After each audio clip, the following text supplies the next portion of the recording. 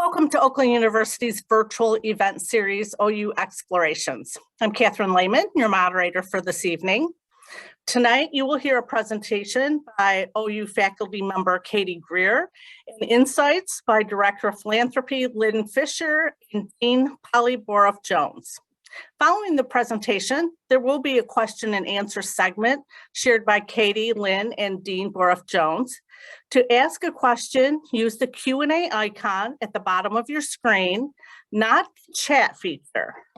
You can type your questions at any time, and they'll be answered following the presentation. I'd like to welcome our special guest, President Ora Pescovitz, who is joining us tonight.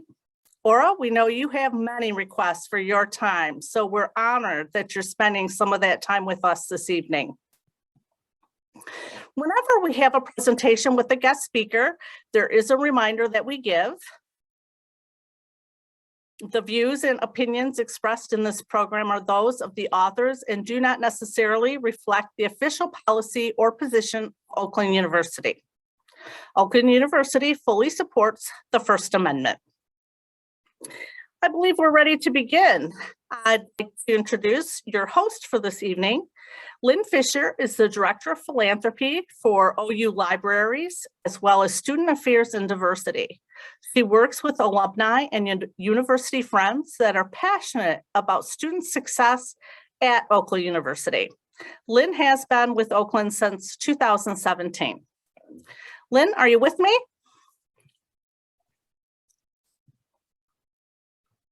Yes, hello. Okay, take it away. Thank you so much, Catherine.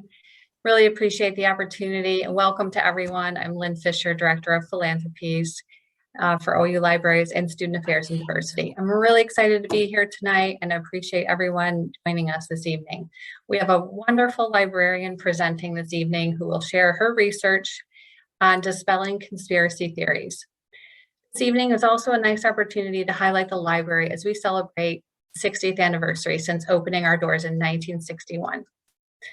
Following Katie's presentation, we'll have some discussion, as Catherine mentioned, and then audience Q&A, which will include Dean of OU Libraries, Polly Boroff-Jones, who is also joining us this evening. With that, I'm thrilled to introduce Professor Katie Greer.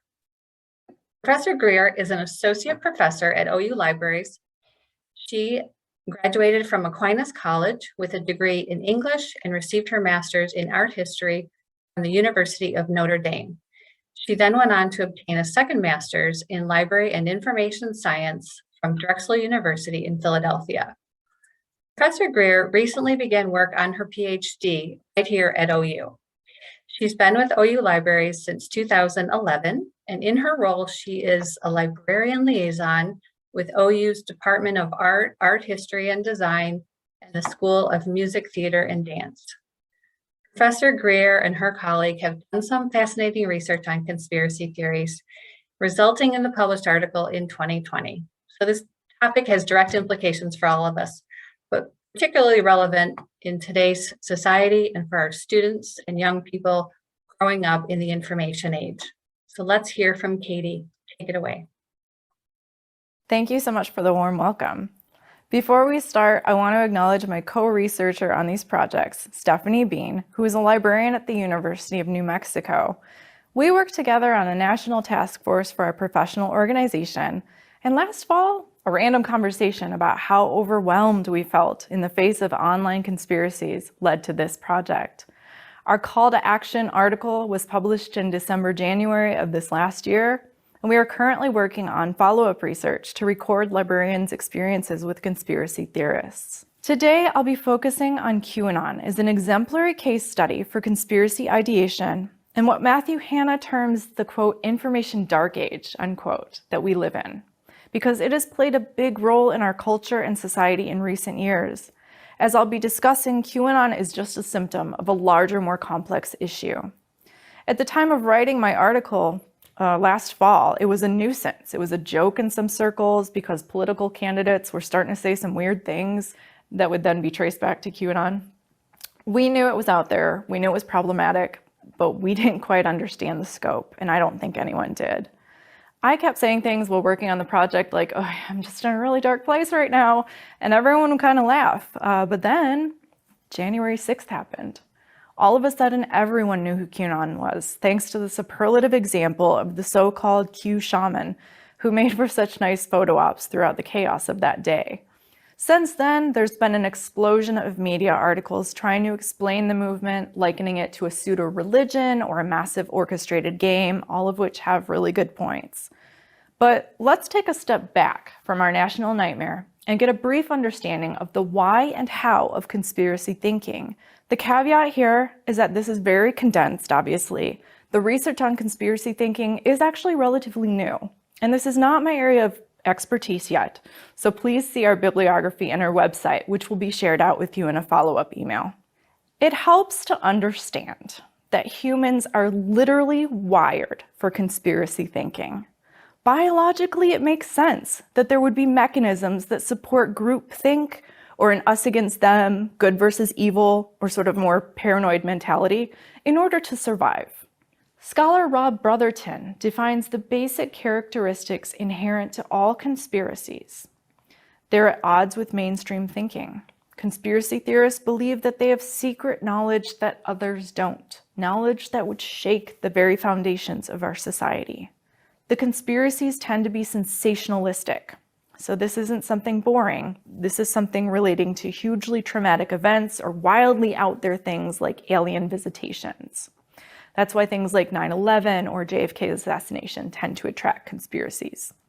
They take an extreme black and white approach to reality. Everything is always good versus evil. There's no room for coincidental happenings, no room for shades of gray.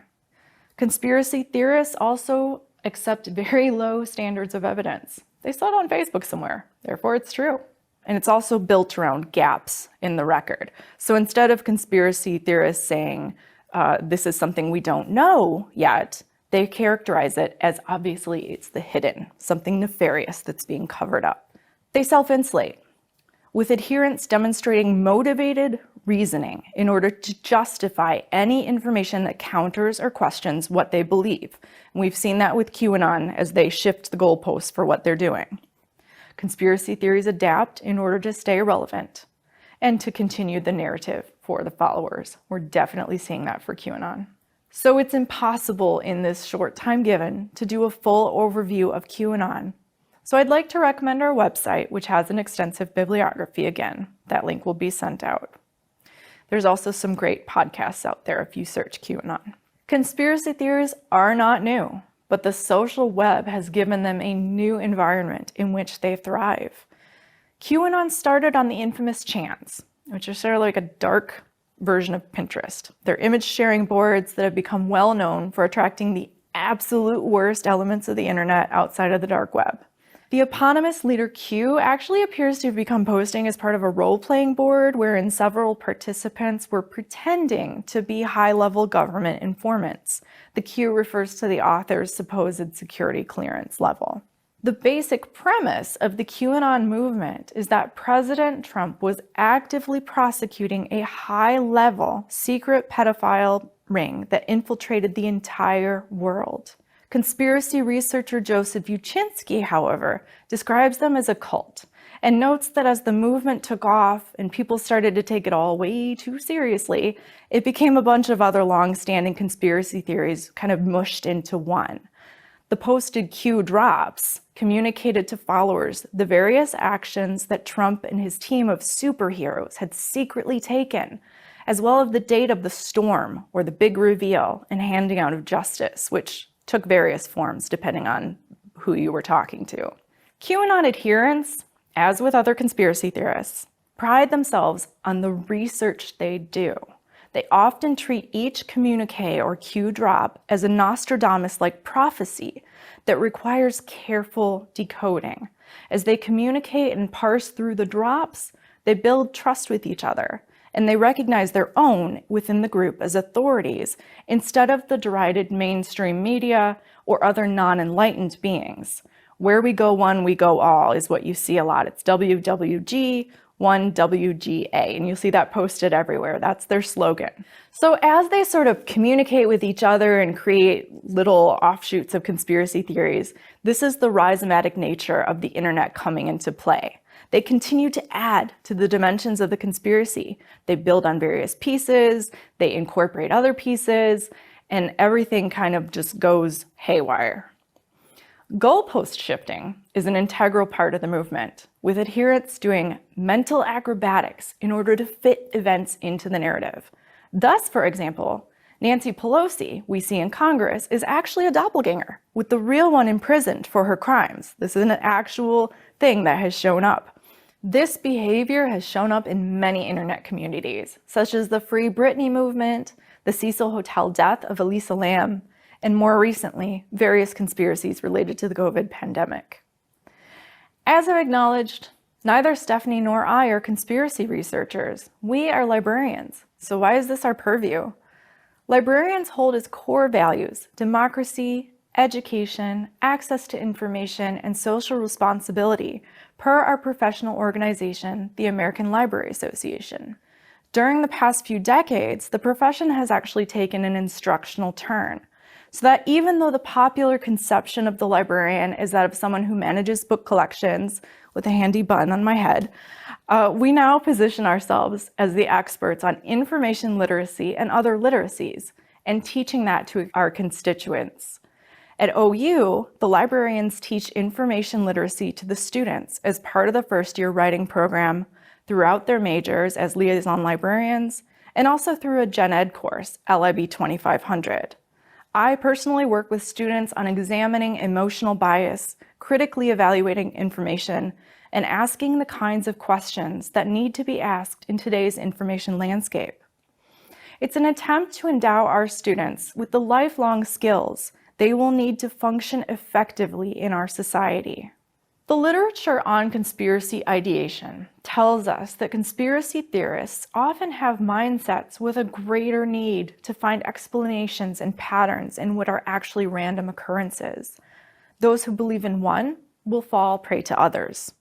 Anxiety, distrust, and feelings of powerlessness or alienation tend to feed the conspiracy ideation.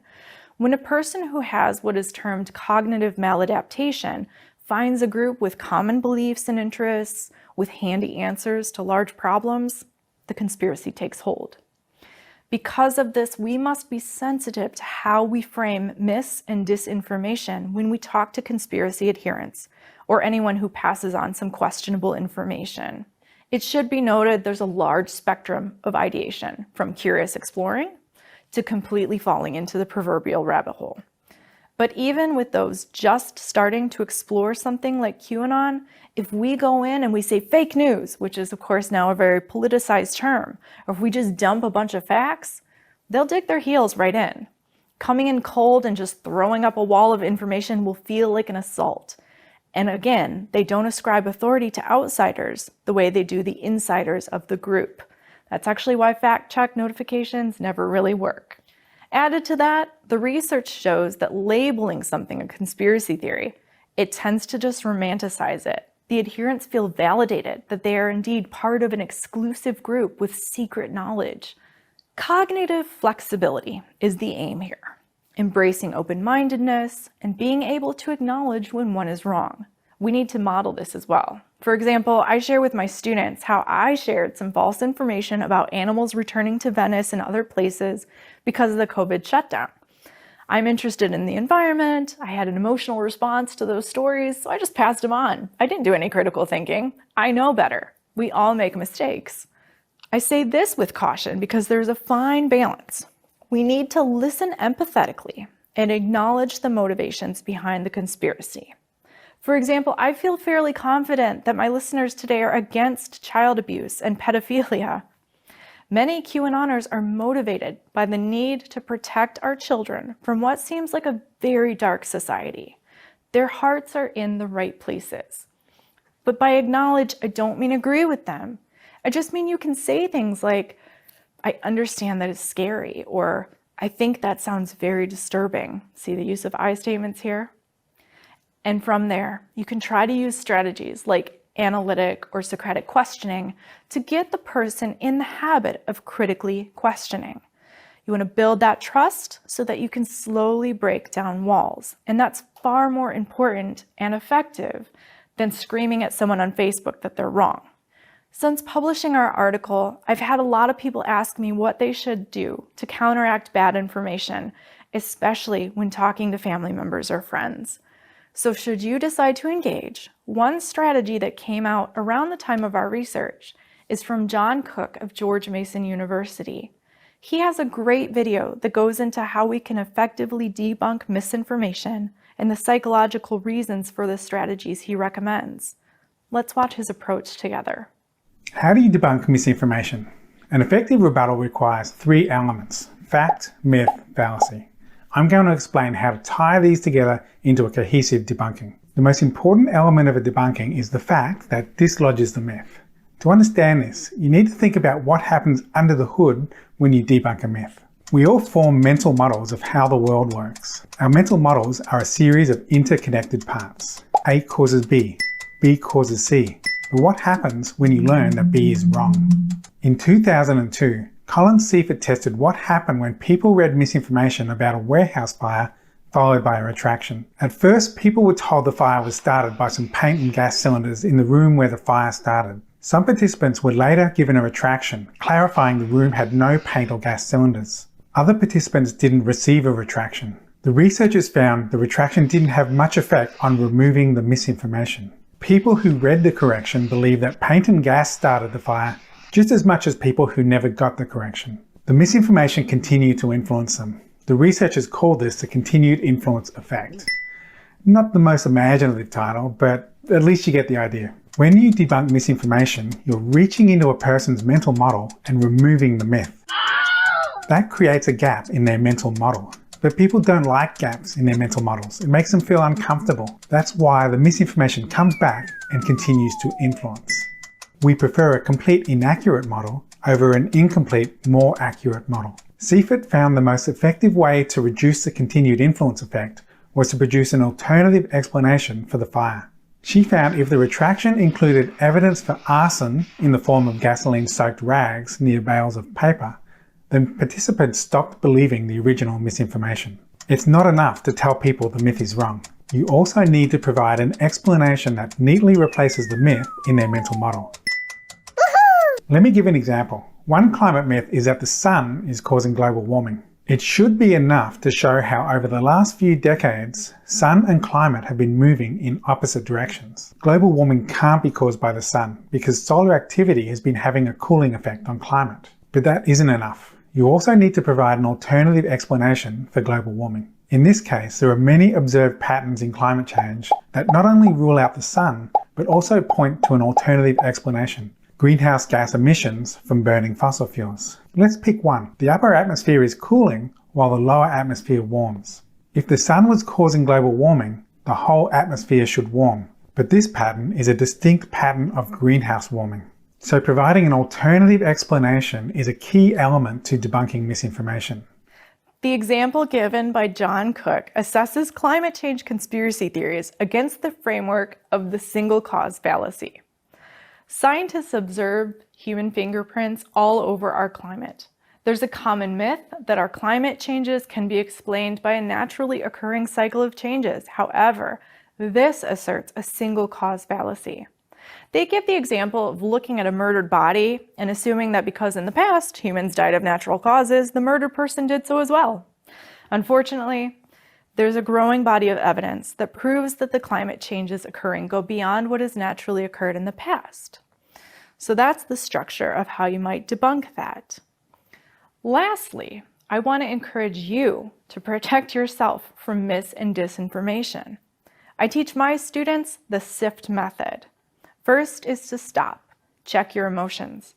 Reflect on if you're familiar with the source, what you know about it. Why are you reading this information? What is your knee-jerk reaction that's occurring here? Just taking that pause can really help. Secondly, you want to investigate the source. Look at any about information, Google the author. Who is producing this information? What are their motives? You want to find trusted coverage. This is your third step, also known as reading laterally. So you look for the same topic covered in well-known and trusted sources, or just basically a multitude of sources to see how the same thing is covered by different people. What seems to be the consensus? What differences do you notice? What kind of language is being used in different sources? And why might all of those differences be occurring? Lastly, you want to trace claims and media back to their original context. Something is quoted, or there's a video clip, go back to that source. Where is it quoted from? What's the video? Look at the whole thing in its entire context. Cherry picking and taking things out of context is extremely common. Our brains are inundated with information. The tools to evaluate that information and the skills to help those we care about evaluate that information are becoming increasingly important. Let's talk more about that.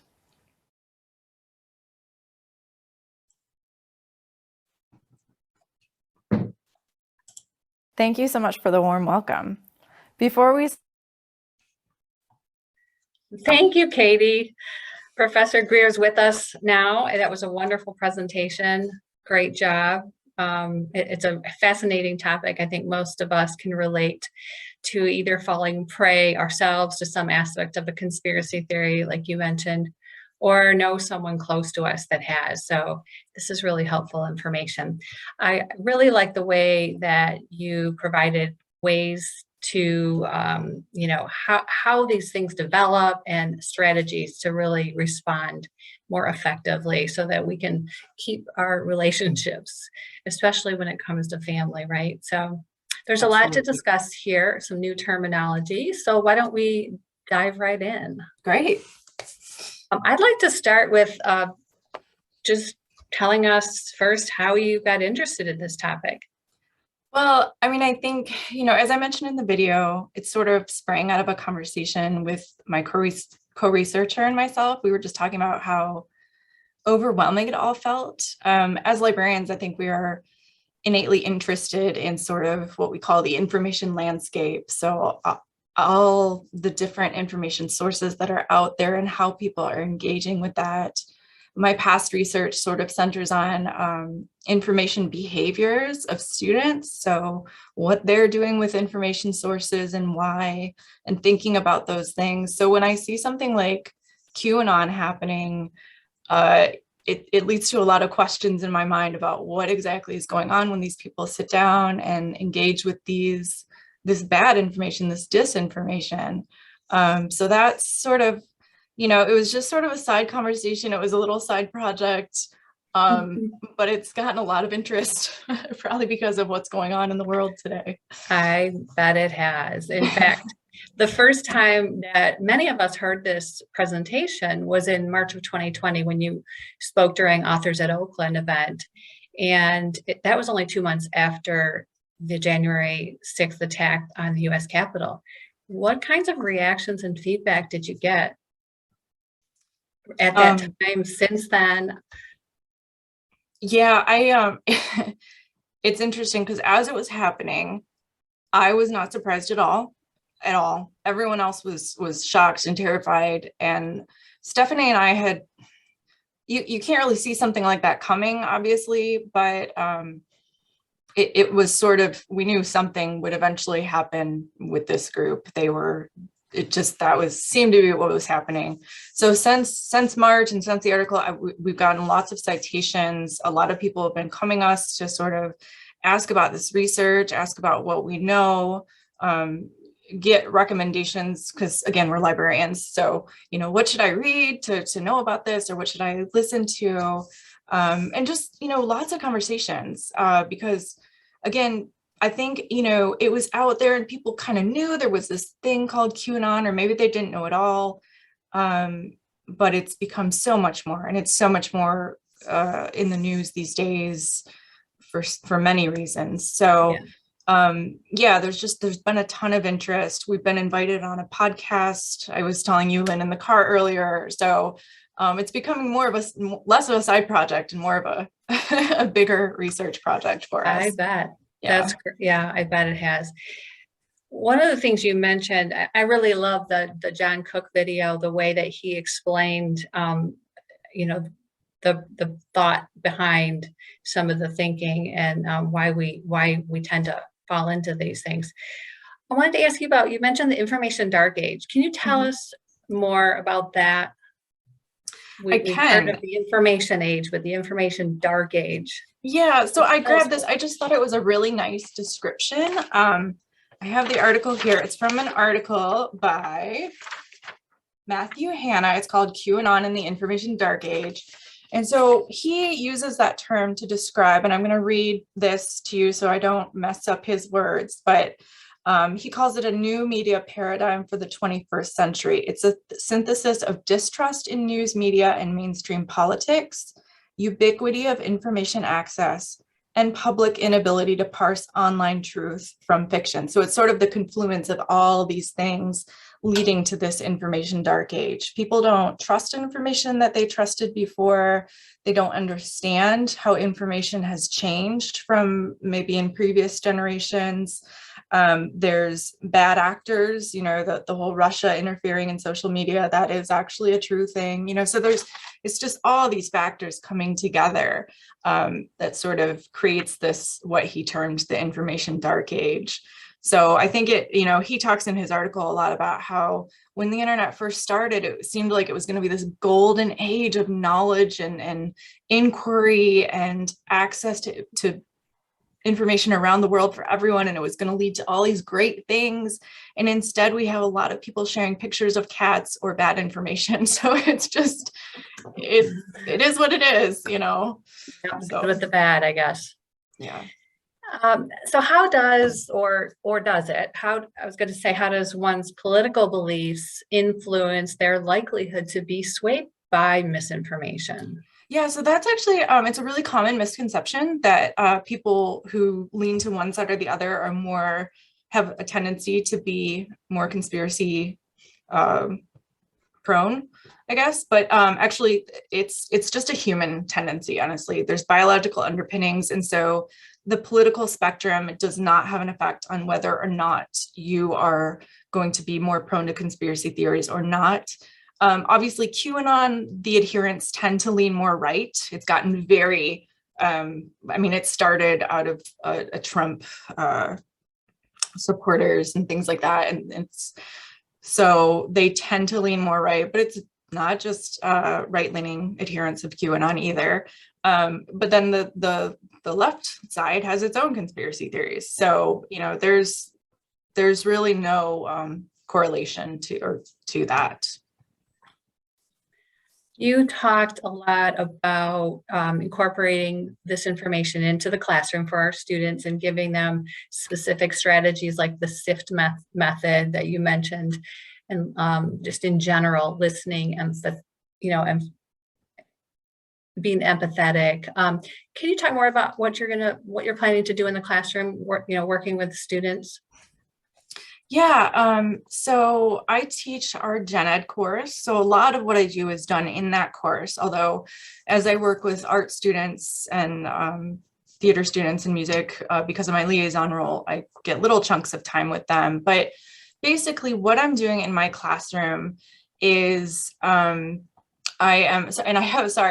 didn't trust my brain at this hour, so I have a couple notes on the side screen if you see me looking over, but I have them checking their emotional bias. So my students will be taking a day where they sort of have a journal of what they're responding to, what information they're responding to emotionally and what that emotion is, so that they can it's forcing them to take that pause and reflect on why they're reacting a certain way to information or not. I have them, there's a primary source scavenger hunt, so they can delve into the sort of roots of information and think about how information is created, how it mutates or changes or shifts due to secondary sources coming in or people reinterpreting information. We use a database called Opposing Viewpoints, which I see there's a question from Kevin Grimm in the Q&A where he talks about elaborating on the F in Sift. How do you advise students to search for reliable alternative sources? And Kevin, so one of the things I do is I have them purposefully look for both sides of the story. So there's a few resources that I bring in, such as our opposing viewpoints database. There's allsides.com, which for news sources gives the left, the right, and the center perspectives. And so I sort of force the issue at this level. It's a 2000 level class.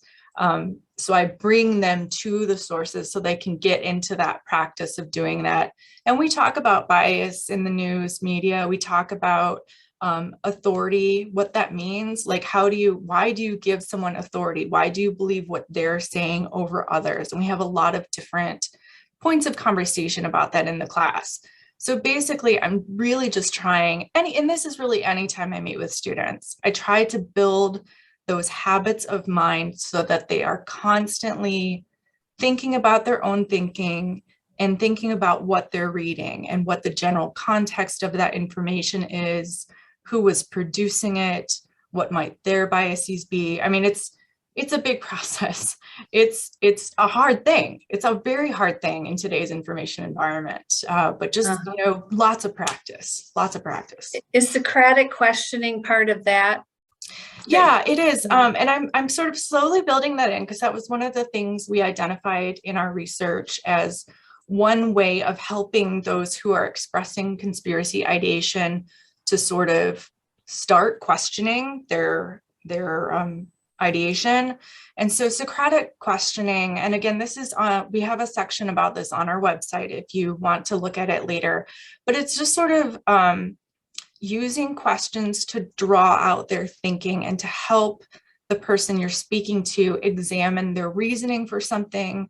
You can ask them, what is the evidence you have for this?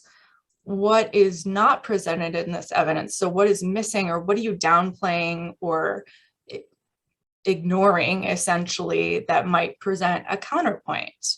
Why do you find this interesting? What are you attracted to about this? And just constantly sort of, it's not going to happen in your first conversation that you're going to walk away and the person is going to be like, oh, I was totally wrong. We're all good now. It's, you have to build these relationships or maintain the relationship, I should say. There's a lot of infighting going on because of these disparate views that are occurring. So, just sort of calmly, logically trying to parse out the person's evidence and help them to think about why they are choosing to believe something over another thing. And are you using the collections in the library to teach information literacy? And if so, how? Yeah, absolutely. So, I mentioned the primary source scavenger hunt that I do. And for that, my class is all online. So for that, I'm having them only use primary sources found using the library website. So some of our digitized collections and some of our database materials. We have lots and lots of resources. You don't think about things like music recordings or art images. Those are all primary sources. There's a lot of different types of primary sources. And so I have them exploring that. They look at Matilda Wilson's will, actually. So that's, where she willed things to the university. So that's one thing that I do. Again, the databases that we have, which provide primary research or secondary research, we use that a lot. We talk about what the different types of information are, why they might be useful. A lot of students are very interested in medical information, health information. They're either going into the health sciences or, just in general, people, we've all been to WebMD, right? So we talk about how in the sciences, you want to look for meta reviews that look at a body of evidence that is built up over years and years. And these reviews go in and they sort of analyze the evidence from many different studies as a whole. And that's considered, the pinnacle of information in that field. And so we have a whole database dedicated to that from the medical school. So we use a lot of different library resources. We also talk about open web resources because I think it's important to encourage our students to be lifelong learners. So we talk about how they can come to the library and use our resources anytime, but I know they're out there on Google. So how do they protect themselves on Google, and how do they responsibly use resources out in the open, out in the wild, I guess? That's great. I know we have a lot of questions coming in. I have a few more for you. I wanted to kind of shift a little bit to talk. You talked about your librarian's role taking an instructional turn, and you talked a lot about how you teach in the classroom. Can you expand on that a little bit and talk about the librarian's role in general, and how maybe that's changed over time? Yeah, so it's changed a lot. So the popular conception of the librarian, of course, is sitting at a desk and telling people where to find books or where to find information resources. And to some extent, we absolutely still do that. We have research consultations, we have different things that we do. I see that there's some pictures on the screen which illustrate really well how the library itself, the physical space, is changing. So our students no longer come to ask the librarian in person to help find some resources. They come to hang out. They call it Club Kresge. And so we've got a lot of really great furniture that they can move around. We've got a lot of collaborative and individual study spaces. We have a cafe, lots of different places. And so the librarians actually, we talk about it, you know, there's that old saying, you can give a man a fish, he'll eat for a day, you teach him how to fish, he'll eat for life, right? And so that is sort of our guiding mantra around here, in that we consider ourselves instructors first and foremost. We not only give them the resources, we show them how we find them, we model that for them so that they can learn those skills to find the information on their own when they need to as well. So we are constantly teaching best practices or modeling for our users how the information landscape works these days. So with the changing spaces, a lot of that's occurred at the same time as the shift from physical books to more electronic resources. And that's been happening over time, but I'm sure accelerated during the pandemic. Can you tell us how the library responded to that and speak to that shift a little bit?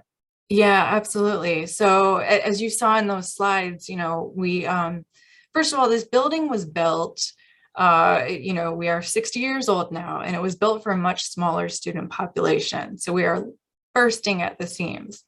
So just for practical reasons, we have had to make some space in the building. And we've done that by, you know, getting rid of some of our physical collections. But a lot of material is digital now. So we have been purchasing a lot of databases. We have a lot of ebooks, and our users have been requesting that for a long time because, again, they don't often, or I shouldn't say they're often here, but they don't always want to be here. Sometimes they want to study from their dorm rooms, or if they're home or traveling, they want to do that on the road. So the digital collections make our library accessible wherever they are in the world, which is fantastic. And obviously when the pandemic hit and everything locked down, it made a huge difference that we'd already been building these collections. We could continue to seamlessly offer our users the materials that they needed to do their research and to get their work done.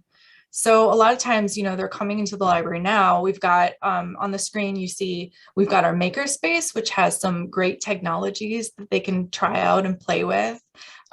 There's some popular reading spaces, the cafe.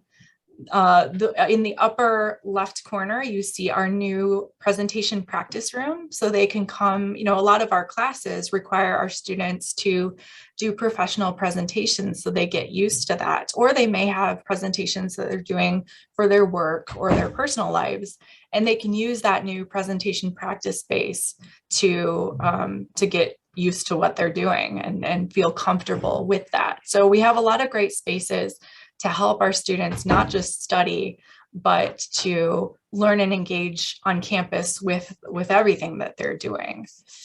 And it's changing all the time, so we're trying to keep up. I do, as you know, I work with alumni and a lot of friends that support the university, that support the library, want to help our students be successful. So tell me why they should care about this topic, why they should care about the library, maybe some suggestions on ways they can help and get involved.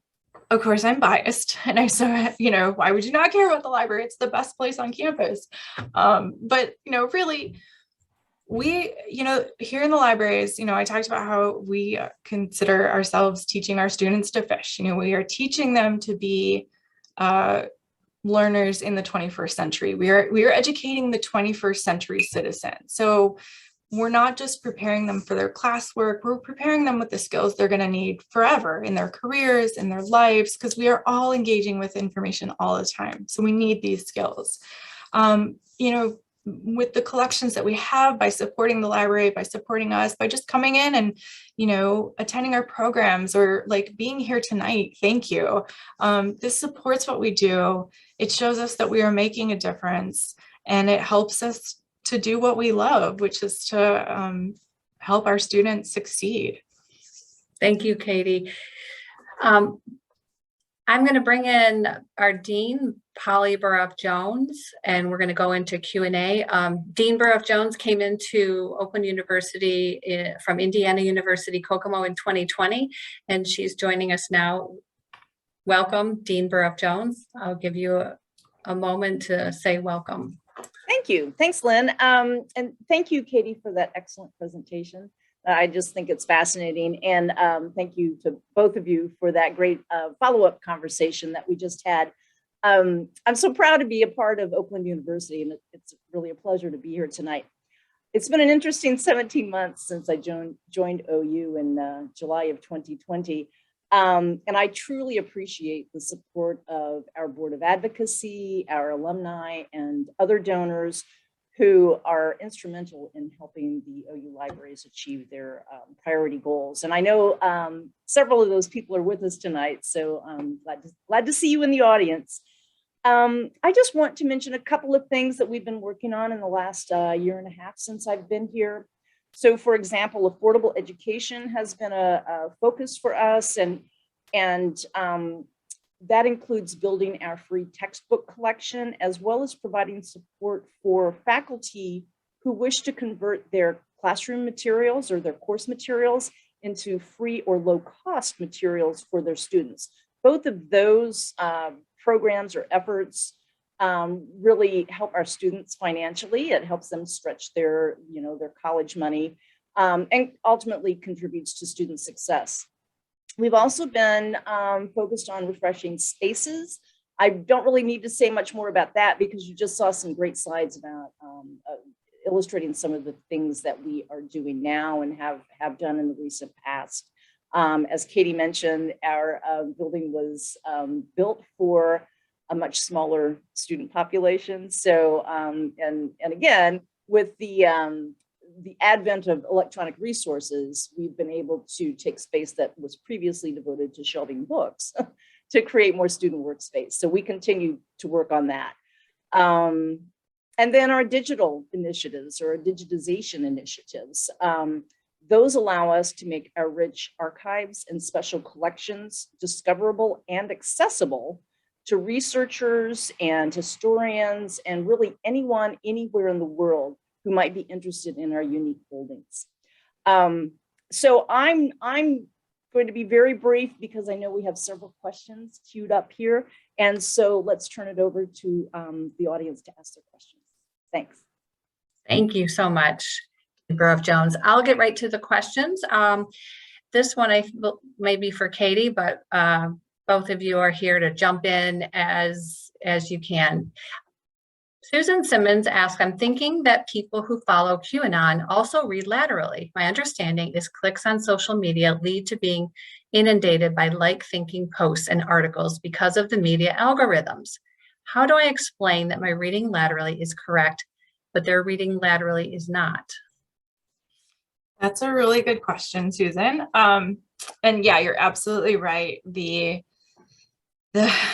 echo chambers that we get ourselves into with social media are very pervasive. And so I would argue that, it's kind of like going in and digging your heels and saying, well, that's fake news. I don't want to go in and say, you're wrong because you read these wrong information sources, and I'm right because I read the right ones. It's very difficult. Like all these conversations, this is a very, very difficult thing. I do have a couple of friends who are very vaccine hesitant, and they tend to skew into the sort of misinformation about all the COVID things going on. And so when we do have conversations, I just try and talk about things like, I know these researchers, I know this public health, and I acknowledge the fact that the bits and pieces of information that they are choosing to believe that because there are fear or there are emotions involved. And so we all have our emotional biases and our emotional knee jerks that cause us to really sort of glom onto certain information. Again, it's like I shared that bad information about animals because I thought it was great. It made my heart happy. But it's just really important to just, again, encourage those habits of mind to just step back and say, okay, but what if? And it's not going to work with everyone. I mean, some people are extremely entrenched. And once you go too far down the rabbit hole, you need more help than I can give, certainly, to dig yourself out. But again, if someone knows that they can have a conversation with you and it's not going to lead to divisiveness or anger, maybe you're just exploring together, you can continue to build that trust over time. And maybe eventually, hopefully you can convince them to sort of come over to read this article instead. And why do you think this is presented so differently here versus there? And you can engage in that conversation to start talking about why information is presented so differently in one source over another, what might be the motivation behind that, because there absolutely is bias in most sources, whether it's depending on who is producing the information or writing the information or paying for the information, it's out there. And so it's important for us all to continually develop these habits and encourage others to do that as well. I hope that helps. Jill is asking, what are your thoughts about the government placing restrictions on media companies like Meta, Facebook, Instagram, Twitter, etc.? Oh, that's a tough one. Yeah. So as a librarian, the code of ethics that we have, it's against censorship. And so I struggle with it a lot because there's certain times that I think the internet just needs to be taken away from everyone because we can't have nice things. Look what happens. But then, that does go against my hardcore belief that we shouldn't censor information. So I see why they're trying to do it. We all do, but it backfires as we're seeing. I think there's certain things obviously that should be censored, illegal activity, things like that. I'm bringing this to my class this next semester. It's one of their reflection journals as part of my encouragement to have them continually reflect on their thinking. I have weekly reflection journals, and we are going to be talking about like Twitter banning Donald Trump. Was that the right thing to do? Did it do any good? Why were they doing that? Just sort of reflecting on that and thinking about that. I don't know, because what happens is, like they banned him and so Parler started, or, there's always going to be outlets for this disinformation. I don't know that banning it is the right thing to do, because I think that tends to encourage people in thinking that, oh, they are clearly trying to hide something, or they clearly don't want us to know what's really going on. So I think there has to be a better way. I don't know what that answer was. If I knew that answer, I'd be retired somewhere already. We have a few more and just a few minutes left, so we'll try to get through as many as we can. And you may not know this yet, but how receptive are students to questioning their beliefs? Actually, I have found, so I have engaged most with the art students. So that's a very specific population, and they may not reflect other students on campus, obviously. But it's interesting because when they do their senior thesis projects, that's when I work most closely with them individually. And the options for those projects are wide open because they're producing art usually related to something very personal in their lives. And so it can range subject matter from health interests, environmental interests, like all over the place. I've seen it all. And so sometimes they do come to me and they have some pretty sketchy information, but because I've worked with many of them since their first year here, because I work so closely with that department, I have a relationship with them, and they will come to me and be like, hey, I want to use this for my thesis, but is it good information? And so we have that relationship established. And the couple of times that we have talked about maybe something that I did not feel was didn't feel was good information, I come in and I don't say, don't use this. I say, well, what are you using this for? Because maybe they're using it to talk about our disinformation landscape, which has happened, actually. Somebody has intentionally looked at bringing in bad information in order to demonstrate that there is bad information. But the couple of times I've had to challenge people, I think because I've had the relationship with them, we've been able to have a very productive conversation. Also in my course, I employ a pedagogy of care in my course, which means that I work very hard to develop relationships with my students to ensure that they know I care about them and I support them. And so many of them do feel comfortable talking with me. Of course, there are those that don't. Of course, there's always going to be someone who's going to resist it. That's human nature. But for the most part, students recognize that they are here to learn for the most part, and they recognize that on campus, there's lots of different opinions. So you do see that. You do see, they might dig in their heels a little bit, but a lot of times they will listen to you. So there's hope. There's hope. There's hope.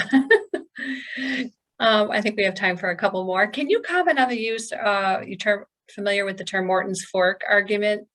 I.e. conflicting data is resolved by changing the rationale. So if you argue against me, you must be hiding something. If you don't, then you agree with me, or witchcraft tests. Yeah, so that's one of the many cognitive bias things and logical fallacies that we talk about in my class. There's a really good chart. Let me see if I can remember. I'm a librarian, so I have to share out resources when I can. It's the yourlogicalfallacyis.com. And so I share this with my students a lot, and it's the most common logical fallacies, and it explains each of them, and it explains what they are. In this case, the Morton's fork is, this conundrum. How do you argue with someone who has that, who's using that? And you don't.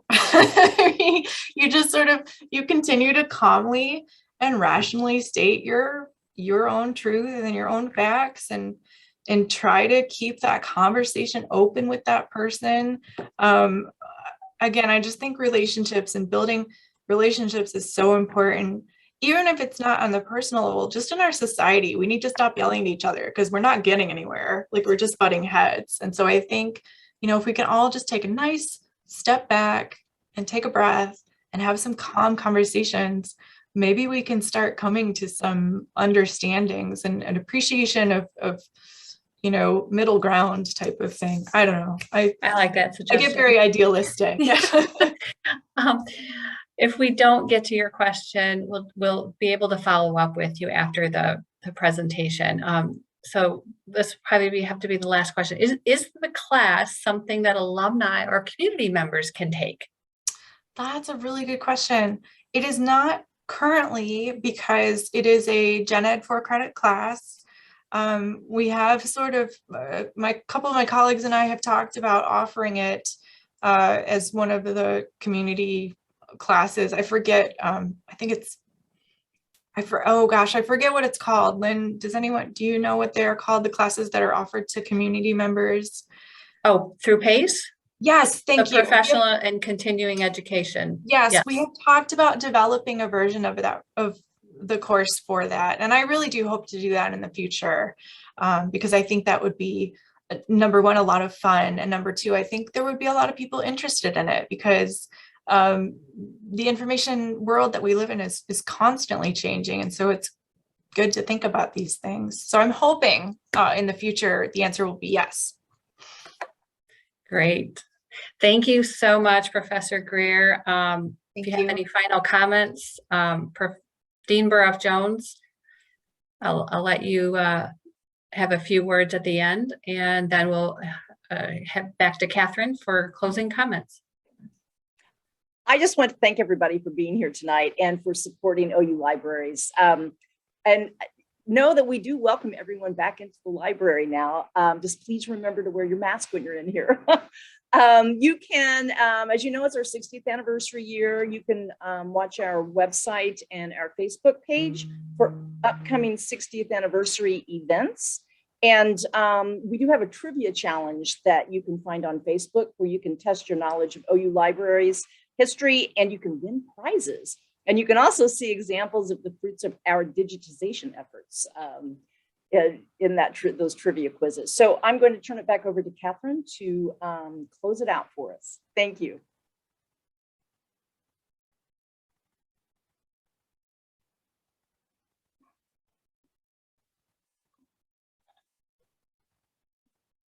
Am I on? Yeah. Well, looks like our time for tonight's session at OU Explorations has come to an end. I hope you enjoyed the presentation and the conversation. Thanks to our participants for sharing their time and expertise. It was very informative.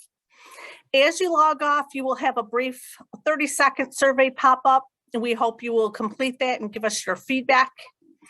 Watch for our next OU Exploration session coming in 2022. Thanks for joining us, and good night.